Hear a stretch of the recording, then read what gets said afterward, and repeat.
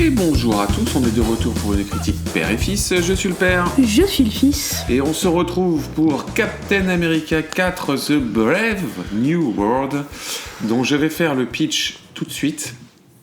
Je reprends mon petit IMDb. Quatrième volet de la franchise Captain America. Voilà, donc sur IMDb, c'est le 4. Ils se sont pas foulés. Mais on pourrait, tu sais ce qu'on pourrait faire comme jeu ? On va faire le jeu de reprendre le Captain America, le soldat de l'hiver, et voir si le pitch fonctionne. Alors que Steve Rogers, donc là il faut le remplacer par le nouveau Captain America, peine à accepter son rôle de Captain America, oui. Il fait équipe avec un autre agent. Oui. C'est bon, c'est ça. Alors là, c'est Black Widow dans le Captain America, le soldat de l'hiver, mais dans le nouveau, c'est un nouveau Faucon. Oui. Le Faucon est devenu le Captain America, et donc il fait équipe avec un nouveau Faucon. C'est comme dans une grande famille, tu sais, dès que le père a un nouvel iPhone, bah ça se passe. Très bien. Ouais. Ok. Pour lutter contre une nouvelle menace de l'histoire, un assassin connu sous le nom de soldat de l'hiver. Donc là, en fait, c'est... je fais ce parallèle tout de suite, puisque, en fait, le plot de l'histoire du Captain America 2, le soldat de l'hiver, est exactement le même que le plot de l'histoire de Captain America 4, The Brave New World. C'est grosso modo le gouvernement américain qui est confronté à une menace. Cette menace... est incarné par une sorte de héros manipulé, et le Captain America va essayer de démêler les ficelles de ce complot qui remonte jusqu'à la tête de l'État. C'est littéralement la même histoire. Je pense qu'ils ont repris le squelette du script et ils en ont refait un autre. Voilà. On est d'accord, c'est ça ? On est d'accord. Bon. Mon fils, qu'as-tu pensé de Captain America Brave New World ? Eh bah... Non. Non. Non. C'est bien, t'as bien préparé ton avis, je le sens que tu t'es vraiment... Complètement, je suis complètement prêt. Alors, tu dis plus que non ou non, tu je dis pas plus que non. Non. Non. D'accord, c'est bien, tu m'aides. Bon, ceux qui nous écoutent depuis un moment savent qu'on a un souci avec Marvel. Un gros souci avec Marvel. Ceux qui ne nous écoutent pas depuis longtemps et qui nous découvrent avec cet épisode... Bah, on a un gros souci avec Marvel. Alors, je pense que ça vaut toujours le coup de remettre un peu d'historique. C'est-à-dire qu'à la base, on est des fans de films de grands spectacles, de films de super-héros, on adore ça. On adore, toi comme moi, la trilogie de Nolan. Tu as beaucoup aimé le dernier Batman. Alors, beaucoup aimé, c'est beaucoup dire. Oh, bah... J'ai pas beaucoup aimé le dernier Batman. Le Batman de Matt Reeves avec le Riddle. Ouais. Ok. Je l'ai trouvé très sympa, mais je l'ai pas adoré. Mais ce que je veux dire, c'est que à la base, c'est le type de film qu'on a envie de voir. Ah oui. C'est ça mon point, c'est oui, de dire... Oui, je t'aide, oui, d'accord, oui. On aime ce genre de film, on aime tout ça. Les films à grand spectacle... Et au fur et à mesure du temps, moi j'ai adoré toute la phase 1, je l'ai déjà expliqué plusieurs fois. Le Captain America 2, donc le soldat de l'hiver, c'est mon film du MCU préféré. Je trouve que c'est le meilleur de tous. Et puis après, tout s'est délité dans une sorte de pantalonnade faite d'humour et d'inconséquence où il n'y a plus de scénario, plus de réal. Et de racler la cuvette de plus en plus. De plus en plus. Il n'y a plus rien là, les gars, c'est le sol. C'est ça. et je dois être honnête, j'allais voir le Captain America Brave New World en me disant, là, il faut qu'ils redressent la barre, parce qu'ils se sont quand même pris, ils ont commencé à se prendre des volets au box-office, notamment avec le Ant-Man, le Marvels, tout ça, ça a été des fours au box-office. Le Marvel, c'était quelque chose. Le Marvel. Même le Ant-Man, c'était quelque chose. Quantum Mania, là, c'était complètement nul. Et donc, il devait relever la barre.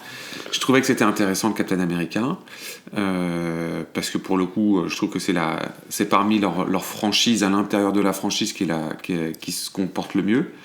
Bref, moi je me disais, ok, c'est le moment pour eux pour revenir. Et puis moi, j'étais vachement client du truc de l'histoire avec la partie Red Hulk. Donc voilà. Quel est le résultat? Je suis très long pour donner mon avis. Oui, trop long. Trop long, pardon. J'ai trouvé ça nul. Mais vraiment, vraiment, vraiment nul. Et puis tout est dans la bande-annonce. Hein. Tout. Ah bah alors, littéralement tout. Ça fait longtemps que j'avais pas vu un film qui se faisait spoiler à ce point-là, tout dans le film. Vraiment mais jusque dans l'affiche, parce que en fait, l'affiche est tirée d'une image qui est littéralement dans les 10 dernières minutes du film. Voilà. Donc en fait, ok. Donc et en fait, à partir du moment où tu as vu la bande-annonce de ce film, en fait, tu t'es déjà fait tout spoiler. Donc on peut parler de la totalité du film, tout est déjà spoilé. Je peux... Avec les 2 bandes-annonces et l'affiche, on a vu le film. Franchement. Ouais.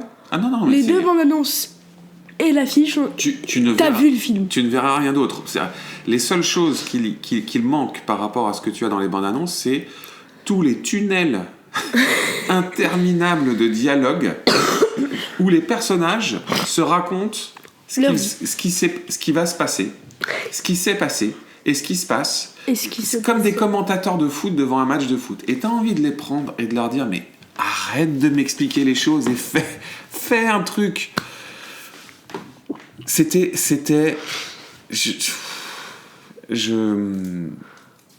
Moi, je sors après chaque film. Tu vois, j'avais trouvé The Marvels vraiment naze. Mais en fait, c'est juste que je suis pas du tout client de ce genre de film. Ant-Man, Marvels, tout cet humour débile, ça me parle pas du tout. Ces décors complètement flashy, ces histoires qui n'ont aucun sens. Et c'est pas de décor. En fait, non mais, tu sais quoi? Allez, c'est pas ma cam. Tu vois? C'est bon. Mais ce film-là, c'est censé être ma cam. C'est du film d'action, de l'espionnage. Ça reprend en plus le canevas du film que moi j'avais préféré. Donc c'est bon. Tu vois, là, c'est dans mon univers. L'humour, il y en a quand même beaucoup moins. C'est censé être sérieux. Mais putain, tu te dis, mais c'est une série télé sur 2 heures. Avec des dialogues interminables, des personnages qui n'ont rien. Une histoire, tu sais déjà où est-ce qu'elle va. Tu n'as aucune surprise. Je sais pas. Je comprends pas ce qu'ils font. Donc voilà, c'était très long pour dire tout ça. Je suis pas sûr que sur ce film on va faire comme on fait d'habitude, scénar. Enfin si on peut, comme tu veux. On peut juste sauter le scénar. Bah on peut développer un petit peu plus. Je pense qu'on peut sauter le scénar et la réal. Voilà, c'est ça. Il reste pas grand chose. Hein. Parce que vu que les acteurs, si tu veux, ils sont un peu en roue libre et qu'hormis Harrison Ford, il y a un peu personne. Bon, non mais qu'est-ce que t'as pensé déjà de l'histoire? Mais c'est un copier-coller. C'est un non, CTRL-C, CTRL-V. Ah, pas mal. Voilà. Ouais, c'est ça. C'est un CTRL-C, CTRL-V. Où ils ont changé un peu quelques personnages. En fait, ils ont changé tous les personnages. Ils ont changé quelques mots, tu vois. Par-ci, par-là. Malgré tout, le setup de base, il est plutôt sympa. Tu te dis, tu vas voir le combat entre Captain America et le Red Hulk. Ça fait envie. Moi, à la base, j'aime pas ce Captain America. Je l'aime pas. Je trouve que ça enlève toute la... La saveur? Ouais, toute la saveur de Captain America. C'est pas un super soldat. Il a une armure. Alors, c'est plus Captain America. Techniquement, il a pas d'armure, hein, mais si. Il a ses ailes, là. Mais oui, mais ses ailes, ça fait toute son armure. Oui, t'as pas vu? Non, oui, si, j'ai vu le truc. Il y a toute son armure. Non, mais je suis d'accord. En fait, c'est un personnage qui est complètement mal fait. Bon, il n'est pas aidé par... moi, je trouve que cet acteur, Anthony Mackie, là, qui joue le nouveau... Et puis, ouais, qu'est-ce qu'il a pas de charisme, mon Dieu. Il n'a pas du tout de charisme, cet acteur. Et puis, du coup, et il n'a pas une seule scène pour qu'on l'apprécie. C'est-à-dire que d'habitude, tu as quand même quelques scènes pour construire l'attachement du spectateur avec le personnage. Alors, on va préciser qu'on s'est infligé tous les films du MCU. Je crois pas qu'on en ait loupé un seul. Non, je crois pas. Bon. On se les a tous infligés. En revanche, moi, je ne me suis pas infligé les séries. Et donc, moi, j'ai pas vu moi non plus. Le Faucon et... Tu sais, la série de 2021, là, Le soldat de l'hiver et le faucon, ou le faucon et le soldat de l'hiver. T'as une saison. Moi, je crois que j'ai vu 2-3 épisodes. Parce que moi, de ce que Parce j'ai que compris... j'avais vraiment rien à faire. Parce mais... que moi, de ce que j'ai compris, c'est que en fait, c'était une suite directe à cette série. Et de ce que j'ai découvert dans le film, en fait, c'est une suite directe au Hulk de Norton de 2008. Un film qui a 17 ans. Les gars, ça n'a aucun sens ce que vous faites. D'un point de vue scénaristique, ça n'a aucun sens. Mais pour le coup, un film que moi j'avais plutôt bien aimé. Je trouve que c'est vraiment un film qui mériterait d'être... je trouve que c'est un film très fun. Hein. Et pour le coup, je préfère 1000 fois cette itération du Hulk que ce qu'ils en ont fait derrière dans les autres films. Et donc ça, j'étais hyper étonné parce qu'on retrouve Liv Tyler, bon alors pour littéralement 7 secondes, mais dans le film, on retrouve en fait toute la dynamique entre Thaddeus Ross, donc le général Thaddeus Ross qui cherchait à attraper le Hulk dans le film de 2008, et toute la dynamique avec sa fille, qui était la copine de comment il s'appelait je ne sais plus comment s'appelle Hulk quand il n'est pas Hulk. Oui. Tu vois ce que je veux dire? Oui. Banner, Bruce Banner, merci. C'était la copine de Bruce Banner. Donc ça, j'étais surpris, j'étais pas au courant que c'était aussi direct. Je ne sais plus, je me suis perdu. Oui, et donc déjà il y a un énorme problème avec ce personnage du nouveau Captain America, c'est que dans le film, si t'as loupé la série, peut-être que dans la série on l'a rendu sympathique et attachant, mais dans le film, il n'a pas une scène pour qu'on se le rende sympathique ou attachant, à part juste qu'il a un grand sourire et que tu sens que c'est un brave gars. Non, mais, tu sens que c'est un mec sympa, tu vois, tu te vois bien prendre une bière avec lui et à mon avis tu passes une bonne soirée. Mais hormis ça... Tu vois son copain qui est en prison à la fin? Alors, moi, à mon avis... lui, ce serait un meilleur Captain America. Eh ben, je suis bien d'accord avec toi. Je suis d'accord, mais je pense que lui, qui est en fait le Captain America oublié, donc c'est un personnage que moi j'ai découvert dans ce film-là, mais qui, à mon avis, devait être dans la série, parce qu'il est pas du tout introduit. Donc c'est le personnage de Isaiah Bradley, qui est interprété par Carl Lumbly. Donc lui... On nous le présente vite fait comme le Captain America oublié. Bon, je sais pas d'où ça sort ce truc. J'imagine de la série parce que c'est vraiment fait en mode vous devez déjà le savoir. Donc écoute, si on doit déjà le savoir. Non, on le sait déjà. On le sait déjà. Je vais partir de ce principe-là. Mais lui a plus de charisme. Je suis d'accord avec toi. Ouais. Je suis d'accord avec toi qu'il a plus de charisme. Après, il est vieux. Donc c'est peut-être pour ça qu'ils l'ont pas pris, mais... Ouais, je suis d'accord. Mais donc, bref, ce pauvre Anthony Mackie, qui n'a ni pouvoir, donc on est obligé de lui filer des ailes métalliques un peu à la Iron Man, qui sont recouverts de... C'est pas qu'on est obligé de lui filer, hein. C'est que c'était le faucon à la base. Le faucon, c'était ça déjà, mais parce qu'il a récupéré un truc du Wakanda qui lui permet d'avoir des ailes qui ont une sorte de petits pouvoirs violets, là. On t'explique pas trop comment tout ça fonctionne, hein, mais c'est pas grave. Bref, c'est ce qui lui permet de résister aux coups de Hulk, parce que il a aucun moyen de le battre. Aucun moyen de le battre. Après, on passera sur bon, alors la physique du bouclier de...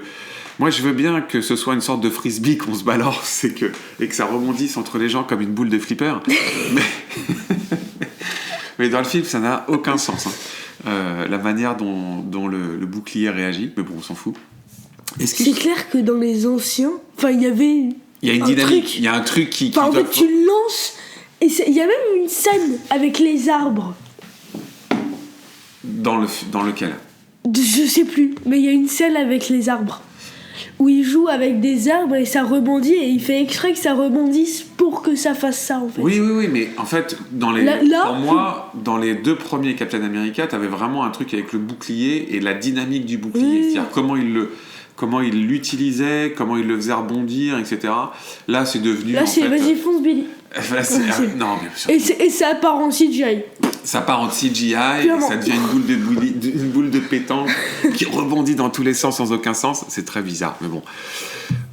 Je pense qu'en fait, ils en sont à un tel niveau de je m'en foutisme que...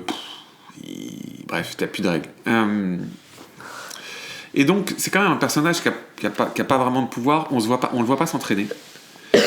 Jamais. Jamais. Il a aucune dynamique personnelle. Il a pas d'objectif. Il a pas de groupe autour de lui. Il a pas de famille. Il a pas d'enjeu. Tu sais pas d'où il vient. Tu sais pas où il va. Non mais, enfin, c'est un mec qui est planté là. On lui a dit, tiens, dans le 2, t'étais le pote de Captain. Deviens le Captain. Et c'est tout, quoi. Donc, voilà. En face de lui, on a donc Harrison Ford, qui rentre dans le MCU, qui reprend le rôle de Thaddeus Ross, qui était interprété dans le film de 2008 par le regretté... Son nom m'échappe. Alors, attends. Il faut que je reprenne là. Parce que Thaddeus Ross, c'était un superbe acteur qui est mort depuis. William Hurt. Donc ça a été William Hurt pendant plusieurs films d'ailleurs du MCU, parce que je me rappelle que William Hurt, il apparaît dans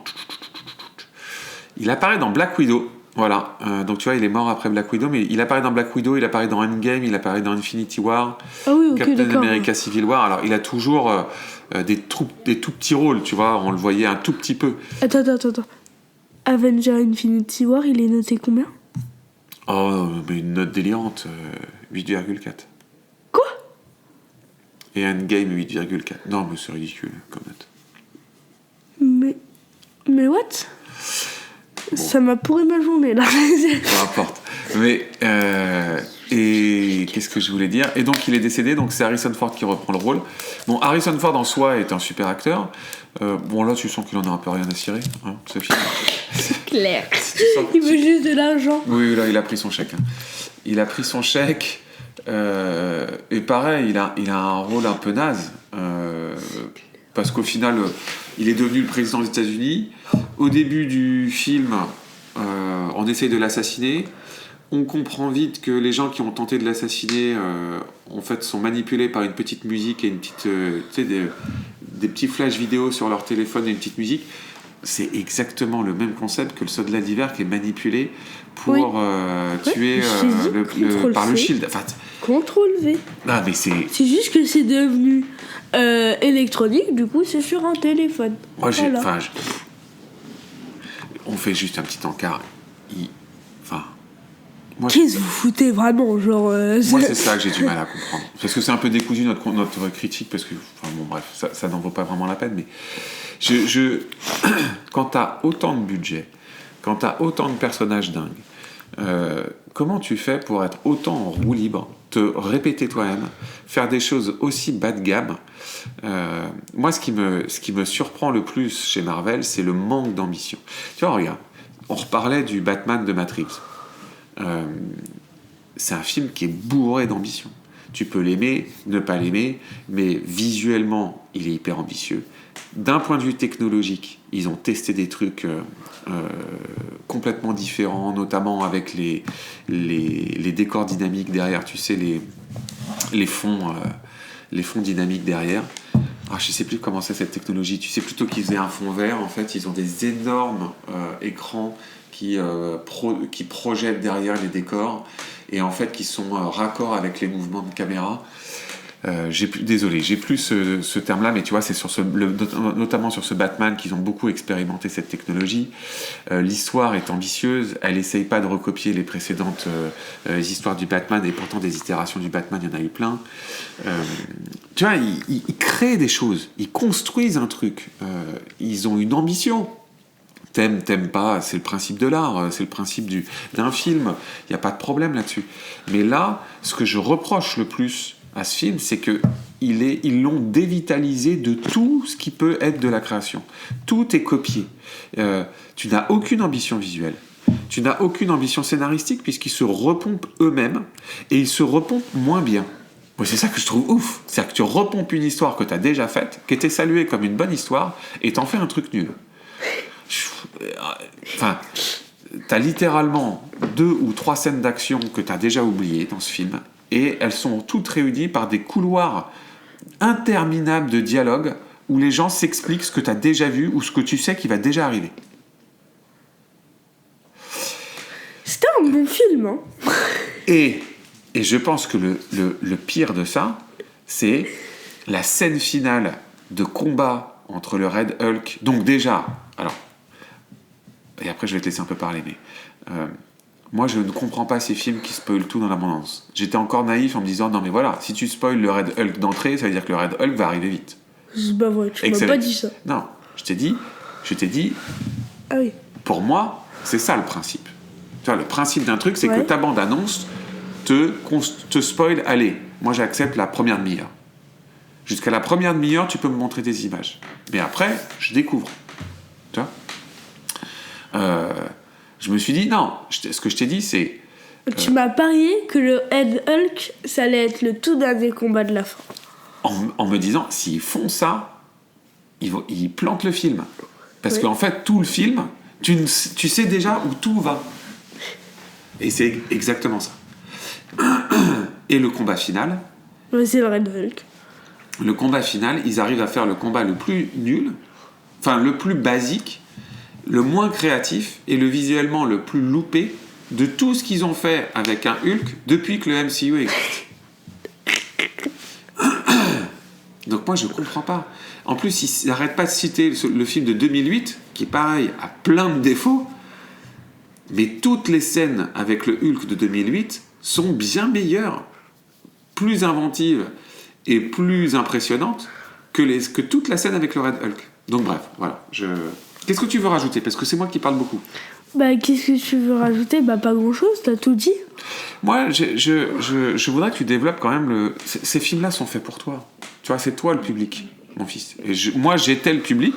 Je pense qu'à un moment donné, ils considèrent que je reste le public du film, mais c'est toi le public à la fin d'un film comme ça. C'est pareil, j'étais le public parce que on est vraiment devenu sur... Enfin, le film est moche. Il n'y a pas d'ambition. Il y a plus rien. C'est que du copier-coller. Vraiment, c'est que ça. Qu'est-ce que que t'attendrais, toi, d'un film comme celui-là ? Des grosses scènes de combat partout et pas beaucoup de dialogue. Non, mais enfin, vraiment ça. Ouais, non, mais je suis Non, mais, d'accord. enfin, Un truc qui t'embarque, quoi. Ouais. Que c'est... Et puis qu'il y ait de nouvelles choses, en fait. Qu'il y ait de nouvelles choses qui arrivent, que ce soit pas que la même chose. Et puis qu'on arrête de... Ouais. Ouais. J'y allais vraiment en me disant qu'ils allaient remonter la pente. Et je pense qu'ils sont exactement dans le même truc. J'ai vu la bande-annonce du Thunderbolt qui va arriver, qui est le film qui arrive derrière. Ouh là là. Ça a l'air vraiment très mauvais. En fait, ça a l'air surtout blindé de blagues dans tous les sens. Donc là, ça me fait peur parce que ça me donne le sentiment qu'on repart dans du Marvels, Ant-Man, etc. Et après, on a vu quelques... S'il vous plaît, le nom, les gars, Thunderbolts. Bah non, mais ça c'est le nom de l'équipe. Bah oui, mais même... C'est l'équivalent de la Suicide Squad. J'accepte pas. Oui, mais Suicide Squad, il y a un nom, tu vois. Mais ça, d'abord, c'est le nom dans les comics. Donc là, oui, j'accepte pas. Et ensuite, on aura cet été les 4 Fantastiques. Voilà, écoute. Ça, c'est un kit ou double, je pense, les 4 Fantastiques. Alors, je vais te dire, je pense que les 4 Fantastiques, s'ils se loupent là-dessus... Parce que du coup, ils vont faire revenir Robert Downey Jr. Le mec. Ah bon ? Ah bah oui, l'acteur de Iron Man revient et il va jouer le grand méchant. Il va jouer le Docteur Doom. Moi, je sais pas du tout comment ils font parce que le prochain Avengers, si je ne m'abuse, sort l'année prochaine. Hein. Attends, j'ai dit une connerie ou... Ouais, c'est ça. Avengers Doomsday. Il sort en 2026. Donc...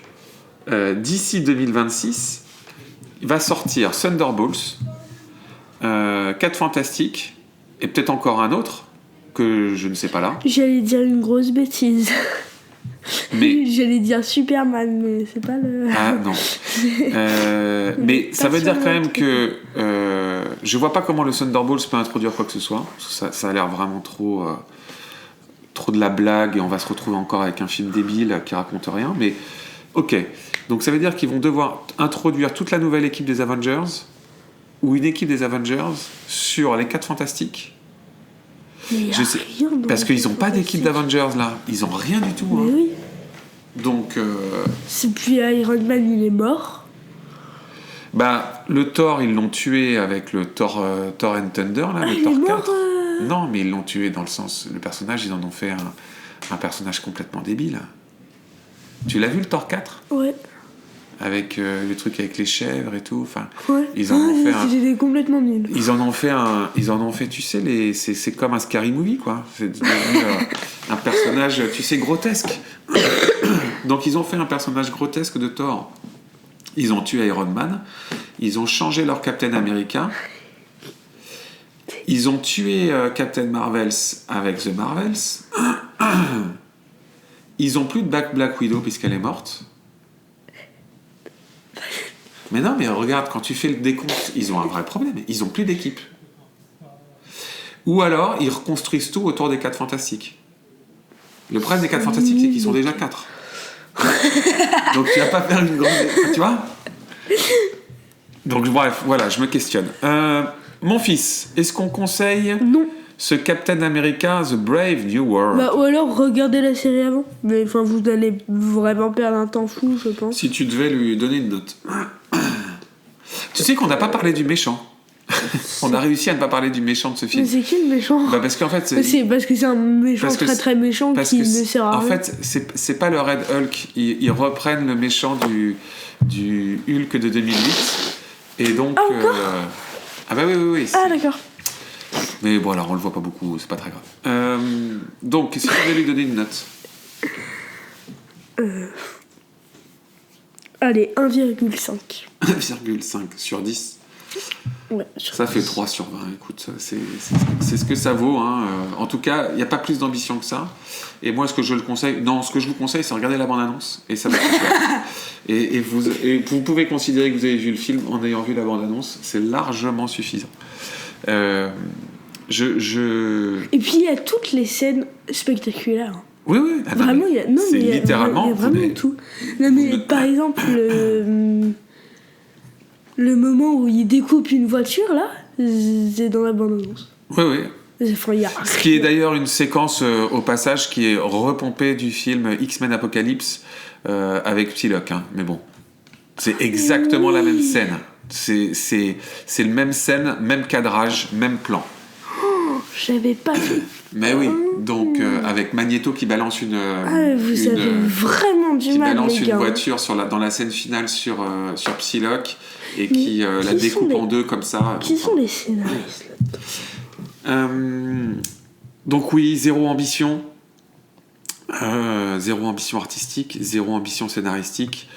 Enfin, c'est nul. C'est vraiment nul. Donc, je ne le conseille pas. Loin de là. Ou je vous conseille juste la bande-annonce. Tout est une arnaque dans ce film. Vraiment. De A à Z. Mon fils, est-ce qu'on donne le menu de la suite ? Non. C'est bien dommage. Parce que je ne connais pas le menu. Mais il y a un menu. Parce qu'on est toujours parfaitement préparé chez Père et Fils. Oh, bien sûr. Bon, à bientôt. À bientôt. À bientôt.